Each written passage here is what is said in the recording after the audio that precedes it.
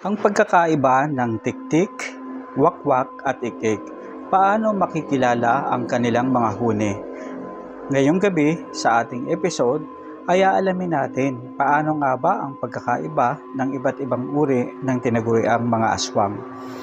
Hating gabi, tahimik ang paligid, pero bigla kang may maririnig na kakaibang huni sa labas ng iyong bintana.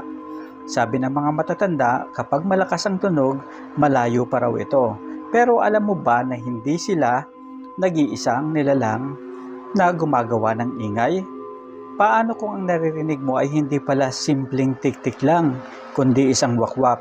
O kaya naman ay ang mas mapanganib na ekek? Maraming Pilipino ang nalilito sa tatlong ito. Akala nila iisang aswang lang sila na nagpapalit-palit ng pangalan depende sa probinsya dito sa Pilipinas. Pero sa totoong mitolohiyang Pilipino, magkakaiba ang kanilang anyo, ugali at higit sa lahat ang kanilang mga huni. Sa video na to, hihimayin natin ang siyentipiko at kultural na katotohanan sa likod ng kanilang mga tunog upang malaman mo, ligtas ka pa ba o kaya sa bubong. Baka makita mo na sila. Bago tayo magsimula, mag-comment muna kayo mga katropa sa baba. Nakarinig na ba kayo ng tik-tik, wakwak sa inyong lugar? And syempre, huwag kalimutang mag-subscribe na rin. Simulan natin sa pinakasikat na tik-tik. Ayon sa paniniwalang Pilipino, ang tik-tik ay hindi mismo aswang, kundi ito ay isang scout o alagang ibon ng mga aswang. Ang iba naman ay naniniwala na ito mismo ang aswang na nagbabagong anyo. Ang pangunahing biktima ng tik-tik ay ang mga buntis. Ginagamit nito ang mahaba at maninipis na dila upang sipsipin ang sanggol sa sinapupunan habang natutulog ang ina. Tik, tik, tik, tik. Paano mo makikilala ang huni ng tik-tik? Meron itong kakaibang psychological trick. Kapag ang tunog ng tik-tik ay malakas at mabilis, ang ibig sabihin nito ay malayo pa ang aswang. Safe ka pa, subalit kapag ang tunog nito ay unti-unti nang humihina, naging madalang at biglang tumahimik, dyan ka na mag-umpisang kabahan. Dahil ang kahulugan niyan sa alamat, ang aswang ay nasa itaas na mismo ng inyong mga bubong o kaya ay nasa likod mo na. Sa totoong buhay, ano ang paliwanag dito? Ang anthropology ay naniniwala na ang huni ng tik-tik ay nagmula sa mga nocturnal bird tulad ng nightjar.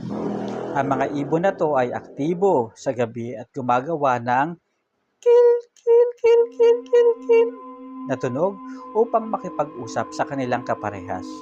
Dahil sa madilim at nakakatakot na gabi, ang simpleng tunog ng ibon ay nagiging kwentong tik-tik. Pumunta naman tayo sa wakwak. Kung ang tik-tik ay kilala sa tunog at ang kanyang boses, ang wakwak naman ay kilala sa tunog ng kanyang paglipad. Ang wakwak ay inilalarawan bilang isang dambuhalang ibon na may matatalas na kuko at mukhang tao ang mukha. Ang huni ng wakwak ay nagmula sa tunog ng kanyang mga pakpak habang lumilipad sa gabi. Ang tunog nito ay wak, wak, wak, wak, wak, wak. Katulad ng tik-tik, kabaliktaran din ang signal nito.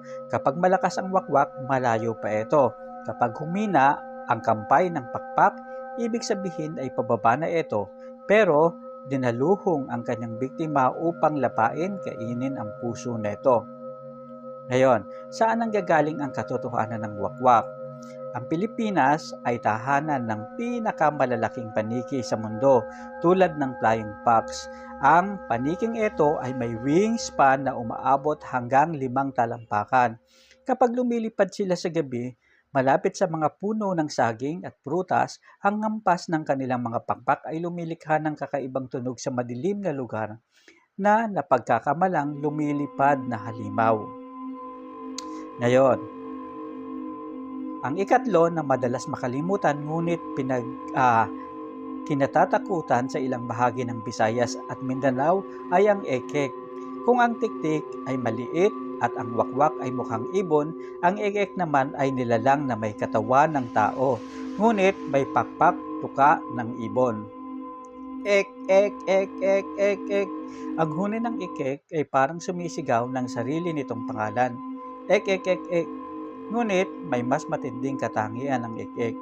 Ayon sa alamat, ang ekek ay hindi gumagamit ng dila tulad ng tiktik.